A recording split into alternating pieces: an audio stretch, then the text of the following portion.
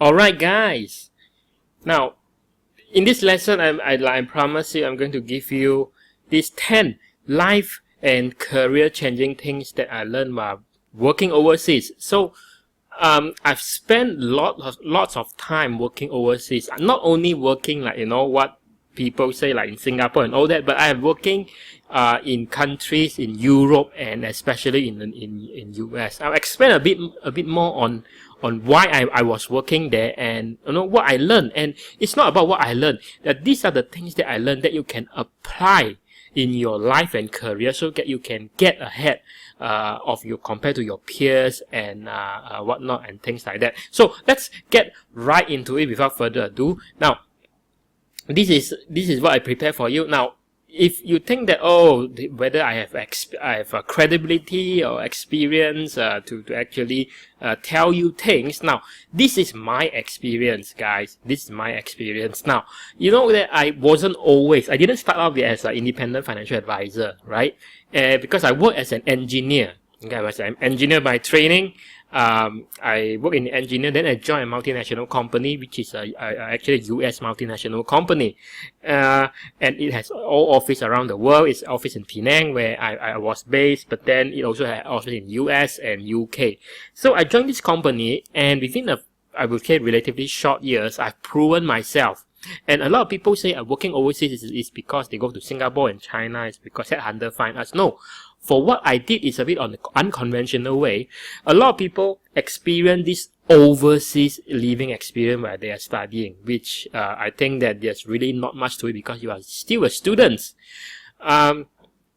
Again, when people say they have overseas experience, they basically have experience traveling to that place. Maybe a few weeks, but really that's not enough for you to actually absorb the culture and see, and absorb enough information, the culture, the knowledge, the learning to enable you to change your mindset, change how you think and the way you operate and all that. So I was fortunate enough, and I was not to say fortunate, actually I worked my ass off. And what I mean by that, people say travel the world, become, like in the aviation industry, become a stewardess, become a pilot, you're going to travel the world. But that is not the point, because the point is you don't get to stay in one place in US and Europe for like 6 months or so. So for me, I have that kind of experience, which I think some of you may have, but most of you wouldn't have this kind of experience. That's what I'm sharing with you. And this is the exact visa that I still keep. At the time of this recording, it's about like 10 years already. So I did this when I was about 27 and 28. This was my working visa. This one was my working visa when I was in US, and this one was my working visa when I was working in the UK. So what I did is, it's not only luck, because I was so good. So I'm good enough that my expertise are actually required by my counterpart that actually are based in US and Europe. So my point that you take away, number one over here, is that you be good enough so you are in demand. So even the overseas people, your counterpart actually demand you talk to your manager and say, I need this guy or this girl here to work on this project. That's how good I am when I was at my job. So when you were in that position, and you basically, the perks of being in demand is that you basically are based there for a lot of months, and you get 80% of your food, accommodation, and leisure and travel expenses all paid for. And that is the sweetest one in the deal, because the other 20%, maybe you want to buy some stuff for yourself that is not paid for. But I'm talking about long-term stay, or your accommodation, hotels or apartments, and food, your daily allowance. These are all paid for. And this is one of the things that I advise you to do, is that to be good enough in what you are doing. You don't need to be an independent advisor, in what field you are doing.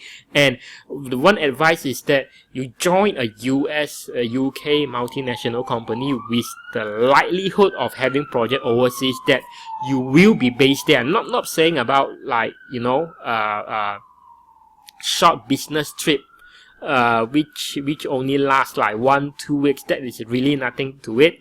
But I'm talking about months are being based there, okay? Until every week you're actually planning where to go. for leisure and all that. So it show you this some of my travel photo, which is I was taken before the age of YouTube and whatnot, or Facebook. It was taken around 10 years ago. At the time of this recording, I was in London. I was in Paris. I was even in Venice, Italy. I was in Dublin, Ireland. I was in Scotland, Edinburgh, and I was, I was even in the Leaning Tower of Pisa. Pisa is actually a town. So I was there. Now, in case you look at this, it looks like a superimposed photo, but actually it's not. I was in San Francisco, California. I was doing some, that was me doing some camping in some of the national parks. And this needs no explanation where I am. And this, they also need no explanation where I am. So let's get right into it. Now, before, should I put it here? Now, the 10 things that I learned that's life-changing for me is that when you work overseas and the culture of those Westerners, even though it's the same company, within the same company, it's a lot different, because if you work in a multinational company, a so-called multinational company in Malaysia and whatnot, or even in Singapore, you don't really get the feel of all these things that I got to feel when I was working with and under the US and UK manager or bosses. Basically, these are the 10 things I learned. And why it is so important, because the 10 things I learned, and I use it as a benchmark of whether I am, there's any progress, whether I was stagnant in my career, whether it's time to move on to do to other company maybe, or to do your own thing. So that is the one thing that I want to share with you. And you just take this lesson, these 10 lessons 10 things in this lesson I'm going to share with you, and look at how many things that you have in your current company, whether it's your bosses, whether it's the company culture, whether it's the company itself. What are the things, whether you have all of these 10 things or not. If you don't have that, then basically there's a red flag to say that, hey, you might be better doing your own stuff, or maybe just be better moving on to another company. So I'm not saying asking you to change job or move on for the sake of doing that, but I think these are the 10 things that everyone working or even in business should have. If you don't have that, then you are actually not growing and not complete when it comes to a career and business. And that is why after I work in the companies for long in UK and US, I come back and see that this a huge gap, a difference. And that is why it changed the way I think, and I have to plan something for myself. More onto that. But let's get right into it. The 10 things that I learned and you should have when it comes to your company culture or your bosses and all that. So first, your company, when I say your bosses or your company or culture, okay, either of that, it must provide you with a safe and a calm environment for you to grow. Now, you see, you cannot be stagnant, because as the saying goes, a lot of people dies before they hit 80. So if it doesn't provide you with a safe and environment for you to grow in your career or as a person, then this is a major red flag, and this is the reason I put it as number 1. Now, the other thing that you also have to evaluate is whether your personal mission is sort of aligned with the company mission as well. Now, for example, I know some accountant of mine who work overseas, and he said that he used to work in a company called Groupon, that has been bought over, I don't know which company, but basically there's a website where you can get those discount codes for a lot of things, whether it's service or even products, and you buy from that website and you get discount. So it's a bit more like your eBay, your Amazon or Lazada, but it's just that when you go to that website, you can get at a lower price. So this engineer was working there. They have a good pay and all that, working there for a few years, I think, but eventually he left, because even though he's having a very good pay, because the mission is not aligned with his mission, because this Groupon business model is selling trivial materialistic things to consumer, and that kind of misaligned, disalignment with the values of himself. Again, this is very personal. So if you also feel this is one of the reasons, you really can't grow because your mission, your vision for yourself is not aligned with the work environment that you work in. That's one thing.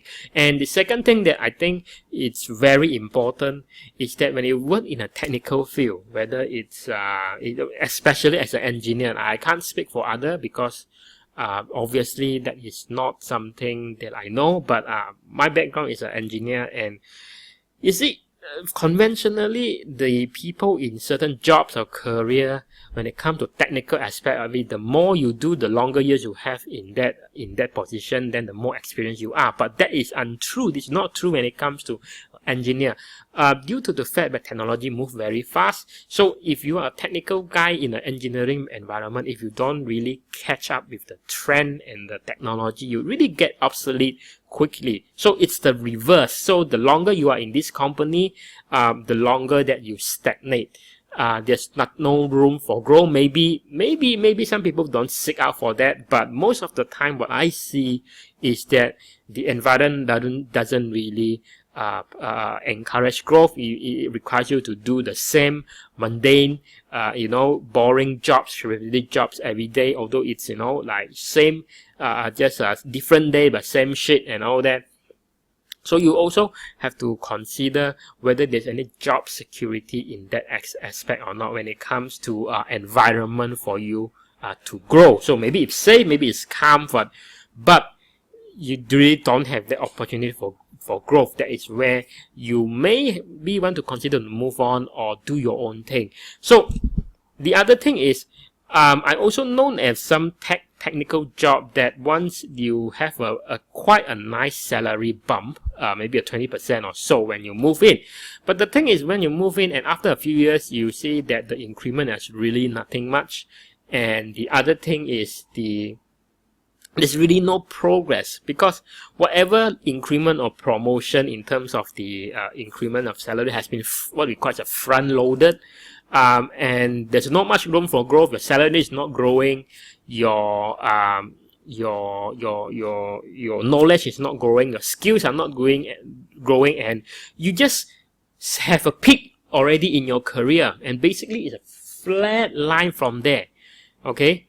And this is not a position that it seems like very nice when you first join in. You have a nice salary bump, but then again, after a few years, you really can't stand it. I know a friend who's like that, and I know at least a handful of companies who are actually like that. And you stagnate, and you even if you were to move out, some will have this difficulty because your salary is too high. You're overpaid in the company itself. So when you go out, there's no company that's willing or able to match your salary when it comes to that job grade or job level. So you really want to know all these things when it comes to growth, and that is the reason I put it in as the first number one priority you should look for when it comes to your work environment and all that. So I want to show you this exact slide is because when it comes to growth, and you come to alignment of your personal, what you believe in, you measure is aligned with the business model of a company. For example, if the company is doing beer and doing tobacco and all that, and you know that these are actually very harmful to health. So for some people, actually for even myself, even how good the money is, I wouldn't want to work in such industry.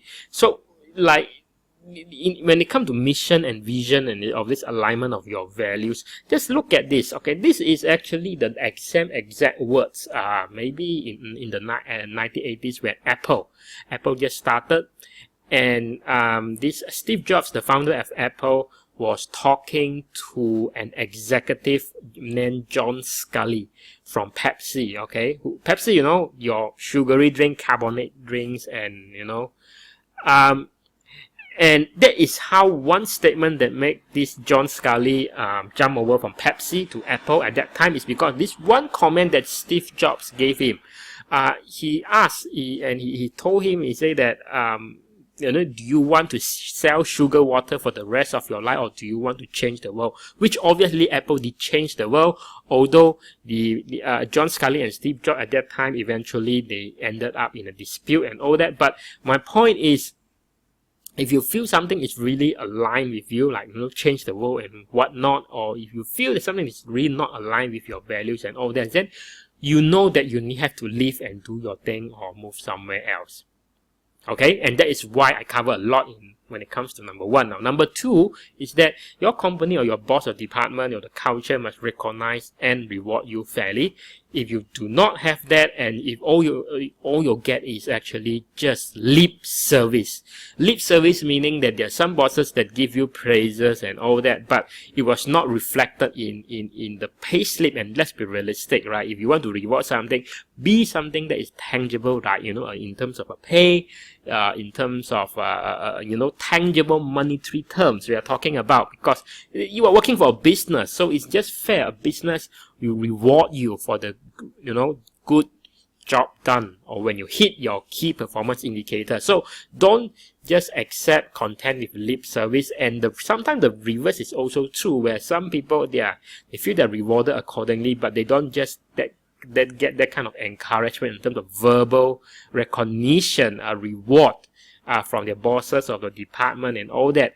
But this is less severe. I would say that it is a very good to have a bit of balance of both when it comes to this aspect. Again, your company don't have that, then you might want to consider leaving or jumping ship, things like that. Now, the number three thing is that the company or bosses and the culture must inspire you. You must feel inspired to actually stretch higher and further, rather than sometimes in certain culture. And believe me, I work in some company whereby you feel uninspired, unmotivated going to work, and you are not motivated to actually over deliver. Okay, there are teams or department or bosses like that. And again, this is a very toxic environment. Number four, ideally you would want to have a manager or a mentor that can guide you on how to think, how to problem solve, instead of telling you what to do. Because if you are being told what to do, it's like I'm giving you the fish. If I'm guiding you how to think, basically I'm actually teaching you how to fish. So again, this number 4 point actually ties back to actually number 1, where there's a growth. So one part of the growth is that you are being taught of the right way to think, the problem solve, and you become more and more competent in it or in other areas in your life. Now, the next thing, the fifth thing that I think is important is that lead by example. There's a lot of manager bosses and all that really does not lead for an example. So what they call as sometimes there's a joke, right? They say that when it comes to the higher move up in management, and those technical people will feel that the higher management, what they call as a top management, TOP, top management, they feel that they're just doing lip service. They don't really understand what's going on. All they do is what we call top, okay, TALK, top management. I'm sure you have been in department, bosses or companies like that. Now, a really ideal approach would be the bosses or the manager or your leader actually lead by example, by still very hands-on. Of course, no need, he has his job to do, but if he can show you and he will gain your respect by being very hands-on. When I was an engineer, I always are very hands-on when it comes to teaching the technicians and all that. If not, imagine if you are the leader or the manager, the boss, and you are not hands-on, basically you don't deserve the respect of the technical people who are really hands-on and do the dirty job. So these are the things. Number 6, your bosses or department, the culture must also empower you to lead and be accountable. Now, be a leader, sometimes be a manager is sometimes overrated. It's very easy, Sometimes people get promoted not because they are exactly very qualified, because there's a lack of other qualified people that makes him the only a best possible choice among all the bad options, the bad apple, the best apple among the bad apple, something like that. So It means that if your manager is someone that that always don't encourage you to be a leader, and he himself are not, you know, being accountable for what he thinks that he promised or say, then it's a red flag sign that you might want to change bosses, change department, change company, or even just do your own thing. So this is again important. Number 7, your manager. Okay, they say that to sometimes in environment where to deliver something like extraordinary things or result, you must be comfortable to take a bit of risk. Okay, then with a bit of risk, then sometimes you can get extraordinary result. And I've seen that in some company culture whereby they punish people for the risk taken, although it is a calculated risk. Okay, so when sometimes you do things on your own terms, you make some decisions, there are bound to be bad decisions that you make. And this will lead to some mistakes, maybe some delays, some customer dissatisfaction and all that. But a good leader, good bosses or manager will be able to evaluate this, whether you are really being a fool, or you're actually taking a bit of risk, or you have considered everything, but still things doesn't turn out the way it wants to turn out. So they should be able to be forgive you, and not really punish you in any way for this what we call a non-foolish mistakes that is being made in the office environment. So the number 8 thing is, now this very controversial. It depends on what the culture. Some company culture will promote what we call a work-life balance, while some, there's no such thing as work-life balance, because the next best thing, actually, I would say, is work-life integration, how to integrate your life with your work. Not the ideal things, but again, it is better than, you know, having no work-life balance. A real good company should have, you know, again, this is maybe in today's world is a bit of a utopia, dream, but when company they are not willing to allocate the resource, whether in terms of people or in terms of money, and it makes each and every one in the company being overworked with no work-life balance. It is just a matter of time before there's a huge turnover, people get the bonus and whatnot, and they just leave after, you know, they get what they are there to get. So if your company does not have this work-life balance, and you see yourself, you always, you know, skewed to one end, whether you can't really take leave, you know, to attend your son's birthday party and all that, and that is also a red flag. Now, all I'm telling you is that these are all the things that I experienced when I was working with those multinational companies under the, you know, those bosses in UK and US. And you might seem like this is very not Asian culture and all that, but the thing is, what they're doing is actually high value to still get the things done. So you don't assume that just because they can do most of these things, then they're lazy and whatnot. No. For example, when it comes to work, they really work. They don't really, like, you know, check your WhatsApp and play Facebook and all that, and that is how they're being accountable. So work 9 to 5 and whatnot is work. You want to do any extracurricular activities, you do that after work, not during work, which I've seen a lot of this Asian culture. They are doing all these things, like, you know, having a 2 hours lunch break, and then you check Facebook, your smoking break 1 hour, half an hour and all that. So again, it also depends on you, but if you're not that kind of people, and still the company does not actually have this in place, you feel you're being shortchanged, then it's time actually to move. Now, before we wrap for today's session, there's 2 more things, and this is what I experienced, personal experience in my first job, is that I experienced bosses who are exactly the opposite of 9 and 10, which means that for any victory, any success, okay, my manager used to be the one that is in the front and took all the credit. When there's any crisis, he just push all his people under him to handle all this kind of crisis.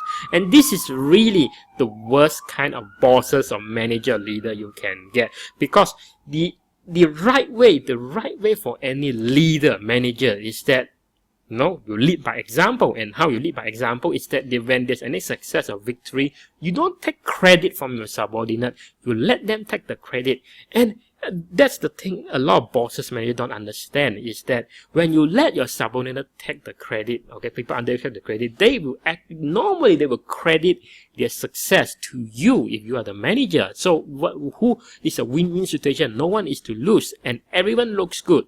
Okay, you don't actually offend anyone. If that credit is really for something that is deserved by your people, if you're a manager.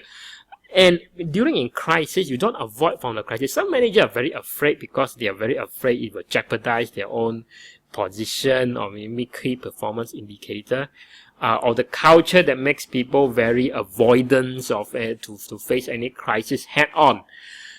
A good manager will actually face all these crises head on, and they'll protect their people.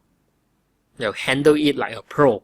So all these things, now I want you to look at this, and these are the 10 things I learned, okay, from my overseas experience. And if you might not be understand it, see, you ask me, CF, is that really that kind of ideal work environment? I say yes.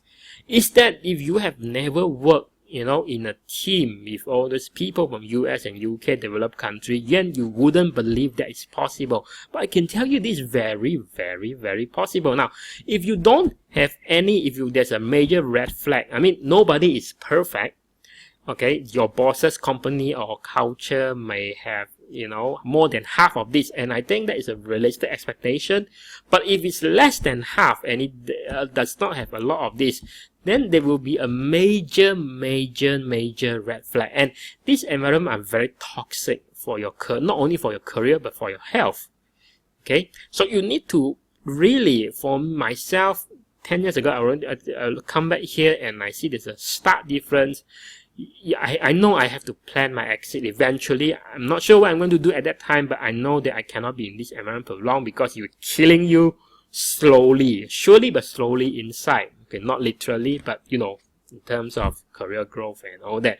So what I did is I can share with you a long story, but this lesson is already long enough. But what I did is that I start to plan my exit, but the one practical things that you must understand is that you can't really quit your job like, oh, I just don't feel like it and just quit like that, because I see a lot of people did something stupid like that. They end up taking another job, okay, or going back to the same company. So what you want is that you have to plan your exit. You have to plan to gather enough freedom units. What I mean by freedom units is actually money. Okay, money. Plan your finance freedom units that, you work out what is the minimum cash flow you need to have every month to actually sustain all your expenses, financial commitment, all that.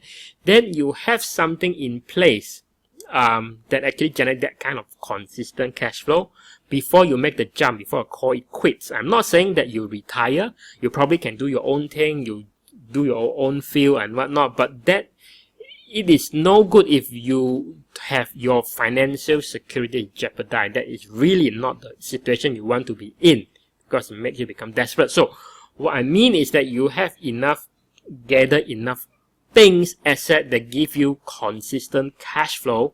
Okay, and most of the time it's not about buying more property, because buying more property you have more commitment. Okay, and it make it more high risk to actually plan your exit. So, but anyway, what I'm saying that you accumulate enough freedom units that you have to allow you to free that from this toxic environment. Find something that actually you love, something that you love doing, or maybe find another job. But over time you just plan to accumulate all your freedom units. Now, I can tell you how you're going to plan all your freedom units, accumulate all your freedom units to escape from this toxic environment if you are, or maybe you retire early, whatever. But this video is getting too long. Now, this video will be continued. I would continue this lesson for you. There's something that I think is the best way to actually gather all your freedom units. But I will want to continue this in my next lesson, which you could see. You just follow the arrow, maybe below, above this video, wherever you're seeing it, and you can see that there's a next step instruction of focus solely on planning your finances and what are the best tools to accumulate your, a freedom unit that things that generate enough cash flow for you to cover your minimum expenses per month while you make the switch, while you escape this toxic environment. And I'm very excited to share this with you, and I will see in the next lesson. This is getting too long, and yes, don't miss this. If you look at, just replay this and look at, do an audit on yourself and your work environment, whether you have all these issues. If yes, then learn from what I learned, what we call the ideal work environment. If you don't have your ideal work environment, then you make a change, but you don't make a change drastically. Plan, accumulate your freedom units that are able to sustain you financially when you make the move, whatever that may be. Okay, so I'm CF Liu, and I hope this lesson has been useful. I'll see you in the next lesson very soon. Okay, take care.